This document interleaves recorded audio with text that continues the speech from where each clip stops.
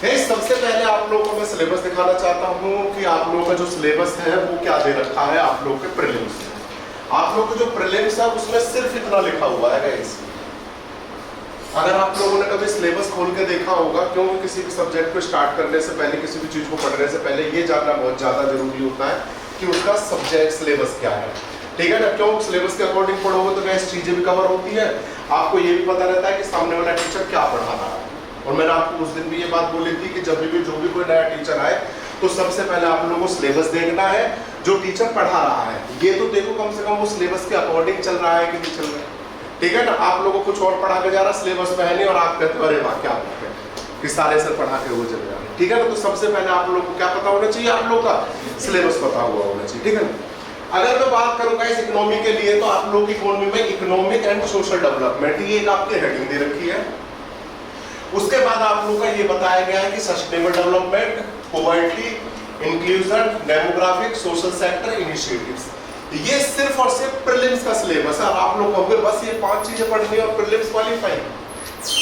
Guys ये कहने को 5 चीजें हैं लेकिन इनके अंदर जो डिटेल में जाना है उसकी कहानी एक अलग ही है। जैसे आप लोग पॉलिटी के कहते हो, पॉलिटी में क्या लिख रखा है, इंडियन पॉलिटी कॉन्स्टिट्यूशन, ठीक है ना, सोशल इश्यूज, पंचायती राज एक्सेट्रा, बस इतना पढ़ना और कुछ नहीं। और आप लोगों ने जब पॉलिटी को पढ़ा था तो आप लोगों ने कितनी सारी डिटेल उसके अंदर देखी। ये आपका एक्स्ट्रा दे रखा है जिसमें मैंने बनाया economic growth and development, finance, banking, budget, balance of payment, poverty related issues, population composition related characteristics, social sector initiative related to education, health, sanitation, international financial institutions. ये सिर्फ और सिर्फ आपका प्रीलिम्स का सिलेबस है, किसका, प्रीलिम्स का। और आपका मेंस का सिलेबस जो है वो इससे कहीं 4 गुना और ज्यादा। कहने का मतलब ये है कि प्रीलिम्स और मेंस में ज्यादा डिफरेंस नहीं होता है पढ़ने को। बस ये है कि जो मेंस में पढ़ते हैं हम लोग, थ्योरेटिकल में पढ़ते हैं, उसको हम थोड़ा सा लार्ज लेवल पे पढ़ते हैं, ठीक है ना। पढ़ना वही होता है, ऐसा नहीं है कि कम पढ़ना होता है। चीजें जब पॉवर्टी को पढ़ोगे आप लोग तो पॉवर्टी पूरे डिटेल में पढ़ोगे। बस अंतर ये रहेगा कि वहां पर हम लोग जो है मेंस की तरह उसको रिटर्न करके नहीं देखते, हम लोग उसको एमसीक्यू की तरह देखते हैं। क्लियर है? तो सबसे पहले आप लोग के जो रजिस्टर है उसमें सबसे पहले आप लोगों का सिलेबस होना चाहिए कि सिलेबस है क्या और पूछा क्या गया। और गाइस चले आगे, sanitation and international financial institution. ये जो इंटरनेशनल फाइनेंशियल इंस्टीट्यूशन है ना, इसके अंदर हम लोग क्या करेंगे बताया ना, आईटीओ, आईटीओ है, वर्ल्ड बैंक है, आईएमएफ है और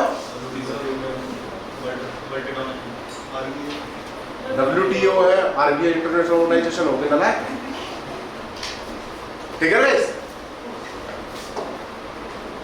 गाइस ये आप लोगों का सोर्स है।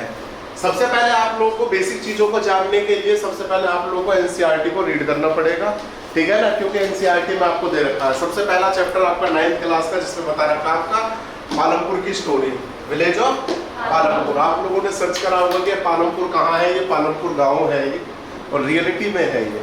वहाँ की एक स्टोरी बता रखी थी किस तरीके से वो गांव था जो शहर से काफी दूर था। क्यों? क्योंकि आपने आज देखा होगा इस न्यूज़पेपर में बहुत ज्यादा आ रहा है कि कुछ लोग बाग जो है गांव से कहाँ की तरफ जा रहे हैं, शहरों की तरफ जा रहे हैं। और गांव से शहरों की तरफ जाने का सबसे बड़ा रीजन क्या है, मेन कारण क्या है, जॉब अपॉर्चुनिटी। और इसलिए आप लोगों ने देखा होगा कि हमारे कॉन्स्टिट्यूशन के अंदर आर्टिकल 40 कहा गया था, क्या कहा गया था, ग्राम पंचायतों का गठन, एस्टैब्लिशमेंट ऑफ ग्राम पंचायत। और साथ में आर्टिकल 43 भी कहा गया था जिसमें कहा गया था क्या, कि गांव के अंदर जो छोटे छोटे उद्योग होते हैं क्या करते हैं, उनको बढ़ावा देने के लिए। और ये दोनों के दोनों प्रिंसिपल जो आते हैं वो किसके अंदर आते हैं, गांधीयन प्रिंसिपल के अंदर। तो ये कहा गया था कि छोटे छोटे उद्योगों को जो है, इंडस्ट्री है, उनको गांव में स्टैब्लिश करना, ताकि गांव के जो लोग हैं उनको गांव में ही क्या मिल जाए, अपॉर्चुनिटी मिले, रोजगार की एम्प्लॉयमेंट मिले, इसलिए वो शहरों की तरफ ना जाए। पॉलिटी और इकोनॉमिक्स का बहुत बड़ा रिलेशन है गाइस। जब आप लोग पॉलिटी को पढ़ोगे तो इकोनॉमिक्स की कुछ चीजें, और जब इकोनॉमिक्स पढ़ोगे तो आपको पॉलिटी की कुछ चीजें आप लोगों को उसमें पढ़नी पड़ेंगी। दोनों को दोनों सब्जेक्ट है, एक दूसरे से क्या है कोरिलेट करके चलना है।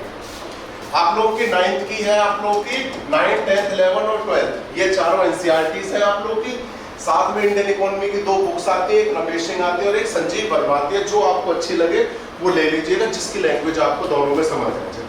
इसके अलावा एक बुक और है गाइस, वो है आपकी SN लाल की बुक, वो भी इकोनॉमी की है, ठीक है ना, उसकी लैंग्वेज भी काफी अच्छी है, क्योंकि जो हम लोगों ने पढ़ी थी अपने टाइम पे जब उसका प्रिपरेशन किया करते थे, तो हम लोगों ने एस.एन. लाल की बुक को प्रेफर करा था, ठीक है ना, उस समय की नहीं थी। फिर आप लोगों का बजट आता है, और एक आता है आपको ARC रिपोर्ट, जिसको एडमिनिस्ट्रेटिव रिफॉर्म्स कमीशन है, ठीक है। फिर आता है आपका PIB, प्रेस इंफॉर्मेशन ब्यूरो, सरकारी साइट है, इस पे डेली की डेली जो अपडेट्स होते हैं उनके बारे में पता लगता है, चाहे वो इकोनॉमी का है चाहे पॉलिटी का है। उसके बाद आपका न्यूज़पेपर है, न्यूज़पेपर कोई भी आप फॉलो कर सकते हो, चाहे हिंदी का चाहे इंग्लिश का।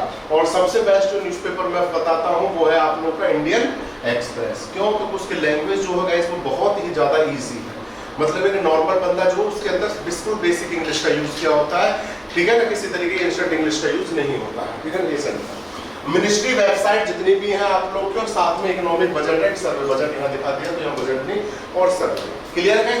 ये आप लोग का सोर्सेज है, और सबसे ज्यादा जो इस पर ध्यान दिया जाता है, आप लोग का जो क्वेश्चन बनता है एग्जाम के अंदर, वो बनता है किससे? करंट अफेयर से कोरिलेट। क्लियर है? क्योंकि करंट अफेयर्स का मतलब है कि इकोनॉमिक्स, क्योंकि इकोनॉमिक्स से डेली के डेली नए नए तरीके के क्या है चेंजेस होते रहते हैं, और इसके लिए क्या करना पड़ेगा आप लोगों को? न्यूज़पेपर को पढ़ना पड़ेगा, ठीक है। कोई भी आप एक न्यूज़पेपर फॉलो कर सकते हो।